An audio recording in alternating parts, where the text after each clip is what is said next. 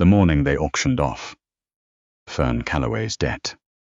The sky over Dunmore Creek was the could on the steps of the trading post, with her hands folded in front of her because she didn't know what else to do with them. The cold came up through the soles of her boots, through her wool stockings into her ankles. Beside her, wrapped in the only blanket she'd managed to grab before the bailiff's men came, was her daughter, Ada, 4 years old, asleep against Fern's hip because she'd cried herself out the night before, and there was nothing left. The auctioneer's name was Fitch. He had a red face, and a voice that carried like a church bell, and he didn't look at Fern when he spoke about her. He talked about the debt, $63 and some change, owed to the Dunmore Trading Company for grain, seed, a mule that had died before spring, and something called a handling fee that Fern had never agreed to and didn't understand. He talked about the property, a one-room cabin 8 miles up the ridge, a leaky root cellar, a kitchen garden that had gone to frost. He talked about all of it like it was inventory, like she was inventory. There were 9 men standing in the mud below the steps. Some of them she recognized. Old Garvey from the mill, who had a wife already, and 3 daughters, and looked at Fern with something that was more pity than interest. The Hollis brothers, who were neither of them kind, standing close together, the way mean things do. A stranger in a wool coat who kept his hands in his pockets, and didn't bid at all, just watched. She hadn't slept in 2 nights. She knew she should be calculating, should be thinking about which of these men was the least terrible option, the way you think about which tooth the dentist should pull. But her mind kept sliding away from the steps, away from Fitch's voice, and the cold mud, and the smell of wood smoke and horse dung, back to the cabin on the ridge. To the morning 6 months ago when she'd woken up and found the note Emmett left on the table beside a half-eaten heel of bread. Gone south. Don't wait. 2 sentences. Not even his full name. She had waited anyway. For 3 months she had waited, and planted what she could, and traded what she had, and told Ada that Papa was coming back soon.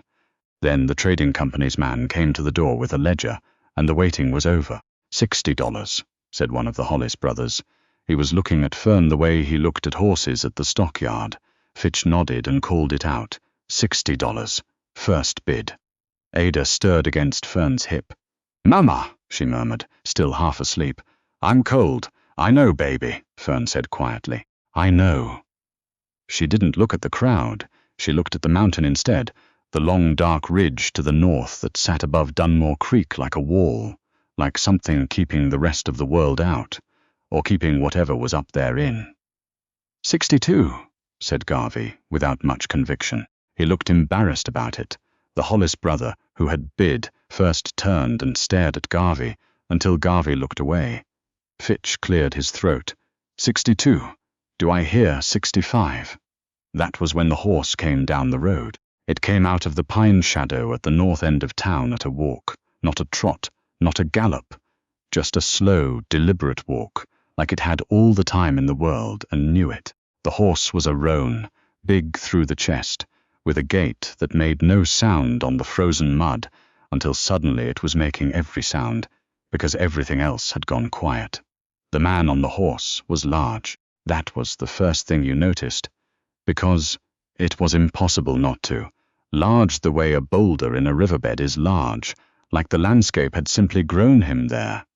He wore a coat that had been oiled so many times the leather had gone almost black, and a hat with a brim that threw his face into shadow. He had a rifle across his saddle, not in a threatening way, just in the way of a man who keeps a rifle there because it belongs there. He stopped the horse at the edge of the crowd. He looked at the steps. He looked at Fern. She didn't look away. She didn't know why. She should have looked away. He looked at Ada. Something shifted in his face. She couldn't have said what. It was barely a movement at all. "What's the debt?" he said. His voice was low, and it carried. Fitch blinked. "Sir, we're in the middle of a... What's the debt?" Not a question. The second time he said it, it wasn't a question. Fitch looked at his ledger. $63.40, plus the handling. I'll pay the $63.40. He reached into his coat and came out with a leather pouch. He didn't count it in front of anyone. He rode the roan up through the crowd. The crowd parted for him the way water parts for something heavy, and he set the pouch on Fitch's little podium. Keep whatever's left from 65 for your trouble. Fitch opened the pouch and looked inside and seemed to forget how to speak. She comes with me, the man said. He wasn't looking at Fitch. He was looking at Fern again. If she's willing. The Hollis brother who had been bidding took a step forward. Now wait, Juster. The man on the roan looked at him. One look. The Hollis brother stopped walking. Fern held Ada tighter against her hip.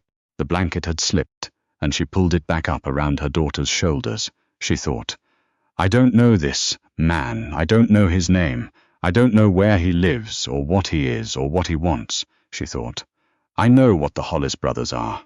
Yes, she said. I'm willing. His name was Ord. That was all he gave her.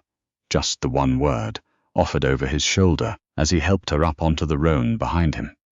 Not short for anything, he said when she asked. Just Ord. She held Ada in her lap and held onto the back of his coat with her free hand, and the roan took them north out of Dunmore Creek while the crowd watched and nobody said anything. They rode for a long time without speaking. Ada fell properly asleep, warm between Fern's body and the bulk of the man in front of her. The trees closed in. The road became a trail, then something less than a trail, then just a series of choices Ord seemed to make by instinct. Left here, right here, up this switchback where the snow was still thick and untouched. Where are we going? Fern asked when she couldn't stand the quiet anymore. Up, he said. Up where? My place. She waited. He didn't say anything else. The trees thinned at the top of the ridge, and she saw it. A cabin set back into a south-facing slope, low and sod roof and a stone chimney sending up a thin thread of smoke. Behind it, a small barn. Beside that, a woodpile that was taller than she was, split and stacked with the particular care of someone who had been alone for a very long time. He lifted Etta down first, carefully, both hands around the child's ribs, holding her steady until Fern could slide off the horse and take her. Ada woke up and looked at the cabin and then up at Ord with the direct, uncomplicated stare of a 4-year-old. You're big, Ada said.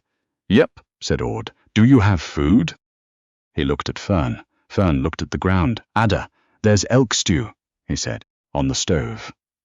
Ada seemed to consider this with great seriousness. Then she nodded, as if she'd made a decision. Okay, she said. The inside of the cabin was not what Fern expected. She had expected. She didn't know what she'd expected. Something dark and chaotic, something that smelled of bachelor and absence. What she found, instead, was small but ordered, with a swept floor and 2 chairs, and a table with a lamp on it that had been cleaned recently enough that the glass was clear. There were shelves on the north wall full of supplies, arranged with a precision that bordered on the military. There was a single cot on the east wall. There was, as promised, a pot of elk stew on the iron stove, and the smell of it hit her so hard her knees actually wobbled. Sit, Ord said, and she sat because she didn't have the energy not to. He fed Ada first, without being asked, spooned the stew into a tin bowl, blew on it until it was cool enough, set it in front of her. Fern watched this and felt something loosen in her chest that had been wound tight. For so long she'd forgotten it was there. Thank you, she said. I'll repay you. I don't know how yet, but I will. He set a bowl in front of her too and sat down across the table. He didn't say anything for a while. He just ate. Then, I don't need repaying. Then why? She stopped, started again. Why did you do it? He looked at his bowl. Then he looked at Ada, who had stew on her chin and was making a very serious effort to get the last bit out of the corners. Then he looked at Fern. Saw you standing up there, he said. Thought it wasn't right. Lots of things aren't right. Most people don't spend $63 about it. He didn't have an answer for that, or he had one and wasn't going to share it. He picked up his bowl and carried it to the wash basin, and she understood the conversation was over. He slept in the barn that night. Didn't announce it, didn't make a production of it. Just got up, after supper, took his coat, said he'd be up before light to check the traps on the north slope, and went out the door. She heard him moving around in the barn for a while, heard the horse settle, then quiet. She lay on the cot, with Ada tucked into the curve of her body, and looked at the ceiling, and listened to the wind come down off the ridge. She thought she wouldn't sleep. She slept almost immediately. The next morning she found him already back from the traps, skinning 2 rabbits on the porch with the economical precision of someone who had done the same task 10,000 times. He didn't say good morning. He nodded at her. She nodded back. She went inside and made coffee from the tin she found on the shelf, and brought him a cup, and set it on the porch railing without saying anything. He picked it up and drank it, and that was that. They found a rhythm over the next several days, the way you find a rhythm with someone when there's no choice not to, when the wood needs chopping and the stew needs making, and the child needs someone to tell her where the outhouse is in the dark. Fern repaired the hole she found in the south-facing window's wooden shutter. She reorganized his shelves, which were practical, but not as practical as they could be, and he looked at her reorganization for a long time and then didn't say anything, which she decided to count as approval. Ada decided that Ord was her particular project. She followed him to the barn in the mornings and helped him feed the horse, which mostly meant standing next to him, handing up pieces of hay with the deep seriousness of someone performing surgery. "What's his name?" Ada asked about the roan. "Don't have one," Ord said. Ada considered this. "He looks like a biscuit," she said. Ord looked at the horse. The horse looked at Ord. "All right," he said. That evening Fern heard Ada telling the horse its own name, very carefully through the barn wall, like it was important the horse understood. She stood in the cold, with her arms crossed and her breath making clouds, and she thought about Emmett, who had been charming and easy, and had left her in 2 sentences, and then she thought about Ord, who was not charming and not easy, and had paid $63.40 without blinking. It wasn't a fair comparison. She told herself it wasn't a fair comparison. On the 8th day it snowed, properly. Not the thin, gritting cold that had been coming and going since she arrived, but real snow, the kind that comes down in the mountain country like it means to stay. Fern woke to find 3 inches already on the ground and more coming. She went out to feed Biscuit and found that Ord had already done it.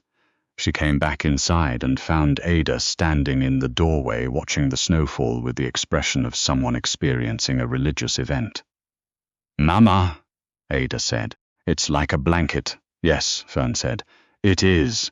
So we have to stay inside?" For a while Ada processed this. "Okay," she said. "I'll teach Ord to play cards." Ord, as it turned out, knew how to play cards. He was also impossibly better at snap than a 4-year-old should be expected to handle. Ada accused him of cheating with the absolute certainty of someone who has never been wrong about anything in their life. Ord said nothing, but there was something happening at the corner of his mouth that Fern didn't think she was supposed to notice. She noticed. She was washing up the supper things that night when she heard him come in from checking the shutters on the south side. He set his coat on the hook. She was reaching up to put the tin cups back on the shelf and realized she wasn't tall enough, not comfortably, and then he was behind her, not touching, just there, and he took the cups from her hands and set them on the shelf without a word. He stood close enough that she could feel the cold still coming off his coat. He stepped back. She didn't turn around. "Thank you," she said. He said. The trouble came on a Tuesday in the 3rd week, which was long enough that Fern had begun, in the small private hours before she was fully awake, to stop thinking of the cabin as a temporary arrangement. There were 2 of them. She heard them coming up the ridge trail before she saw them. Voices carrying in the cold air the way sounds do when everything else is frozen. And then she saw them through the window, 2 men she didn't know on horses, she didn't recognize, with the particular way of moving of men who expected to get what they came for. She didn't know their names then. She found out later. The one who did the talking called himself Creed, the other one, the one who stayed on his horse with his hand near his rifle. She never heard called anything at all. Ord was behind the cabin, splitting wood. She could hear the axe. Regular, like a clock. Creed knocked on the door. When she opened it, he smiled at her with the smile of someone who has learned that smiling makes things go easier. "Looking for a woman," he said. "Name of Fern. Had a debt cleared down in Dunmore Creek about 3 weeks back. Man who cleared it, there's a question of whether he had the right." She felt the cold move through her chest. Not the wind. Something else. "I don't know what you're talking about," she said. Creed kept smiling. He leaned one hand on the door frame in a way that made it clear she wasn't going to close the door. "See, the Dunmore Trading Company. They had first claim. Man who paid up didn't file through them. There's a process. He didn't follow it." He tilted his head. "Which means the debt's still outstanding. Which means you need to come with us." "She doesn't," said Ord. She hadn't heard him come around the corner. He was standing 10 feet away with the axe still in his hand, and he wasn't breathing hard despite the cold, and his voice had the quality of a door being shut. The man still on his horse put his hand on his rifle. Creed looked at Ord the way men look at large obstacles they've decided they need to move. "I've got paperwork," he said pleasantly. "Show me," said Ord. Creed reached into his coat with the slow deliberation of someone trying to keep everything friendly, and what he brought out was a folded piece of paper that might have been legal documentation, or might have been anything at all. He held it out. Ord looked at it from 10 feet away. He didn't move closer. "That's not a Dunmore County form," he said. "Dunmore County forms have the land office stamp in the upper left. That's got nothing in the upper left." Creed's smile didn't move, but something behind it did. "I'm going to ask you to leave," Ord said. "Once." The man on the horse put his rifle to his shoulder. Ord threw the axe, not at the man, at the rifle, more precisely at the man's hands around the rifle, and the aim was so exact and so sudden that the whole thing seemed to take no time at all. The rifle went sideways. The man made a sound and grabbed at his hands. The horse shied hard left, and the man went sideways with it and came off into the snow. Creed took 2 steps toward Ord and then stopped, because Ord was looking at him with the kind of attention that has no heat in it, and that is worse, in its way, than anger. "Leave," Ord said. They left. Fern stood in the door and watched them go down the trail, Creed walking, and the other man managing his horse with hands that were going to have bruises tomorrow. She stood there until the trees took them. "Behind her," Ada said from somewhere near the table. "Mama, you forgot to close the door. It's cold." Fern closed the door. Ord came in a few minutes later. He picked up his coat from the floor. It had come off in the commotion. She realized she hadn't seen it happen, and hung it on the hook. He went to the stove and checked the fire. He stood there with his back to her for a moment. "They won't come back," he said. "How do you know?" "Because they weren't from the trading company. They were from the Hollis brothers." She thought of the 2 men standing in the mud below the steps in Dunmore Creek. "How do you know that?" "Because I know the Hollis brothers," he said, "and because the trading company would have sent someone with real paperwork." She sat down heavily in one of the chairs. Her hands, she noticed, were shaking. "You've been waiting for something like that?" He didn't answer. He didn't need to. She thought about the way he had appeared in Dunmore Creek, not hurrying, just there, as if he'd known the timing to the minute. She thought about the things she hadn't asked, and probably should have. "Ord," she said. "Who are you?" He turned around. He looked at her for a long time. "Nobody now," he said. "Used to be something else. Not anymore." She thought that should be less reassuring than it was. She found out more over the next weeks, in the slow way things out about someone who isn't in the habit of explaining himself, in pieces, in the margins of other conversations, in the things he said and the more revealing things he didn't say. He had come up to the mountain 7 years ago. Before that, something with the territorial marshals. and before that something else. He had even less to say about. The cabin he had built himself over the course of a winter, which she believed completely because every joint in it was cut with a precision that seemed personal, like an argument he'd been having with chaos and winning. He had no family that he mentioned. He had, she eventually understood, not spoken to another person for most of the last 3 years. Dunmore Creek was a 2-hour ride. And he went in maybe 4 times a year for supplies. She started to understand what it meant that he had ridden in that morning. Ada, for her part, had no interest in the backstory. Ada had decided what Ord was on the first day, and nothing that came after changed her mind. She saved him the biggest piece of bread without being asked. She showed him where she'd found a place behind the woodpile where the snow didn't reach. And there were dried grasses underneath, and stood there, pointing at it with the gravity of someone presenting a scientific discovery. She told him, with absolute confidence, that Biscuit preferred his left ear scratched to his right ear, and Ord tried it, and Biscuit's whole expression changed, and Ada stood there looking satisfied. One evening, in late February, Fern came in from cutting the last of the kitchen herbs she'd found, growing under the snow against the south wall. Someone had planted them, she thought, and they had survived without being tended. And she found Ord at the table, with Ada asleep against his arm. He was holding perfectly still. He was reading something. The lamp made everything amber. She stood in the doorway and didn't say anything. He looked up and saw her looking, and something moved through his face that he didn't try to hide, and then did try to hide, and she decided not to acknowledge that she'd seen it. She hung up her coat. She sat in the other chair and picked up the mending. "I planted those," he said quietly after a while, not looking up from the book. "The herbs. First spring I was here.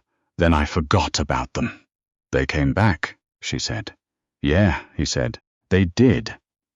Outside, the wind moved through the pines. Ada made a small sound in her sleep and curled more firmly against his arm, and he adjusted so she was more comfortable without waking her, without looking, without making anything of it. Fern kept her eyes on the mending. The thaw started in March, slow and unconvincing. At first, the way mountain thaws always are. 1 warm day, then 4 cold ones, then too warm like the season couldn't quite commit.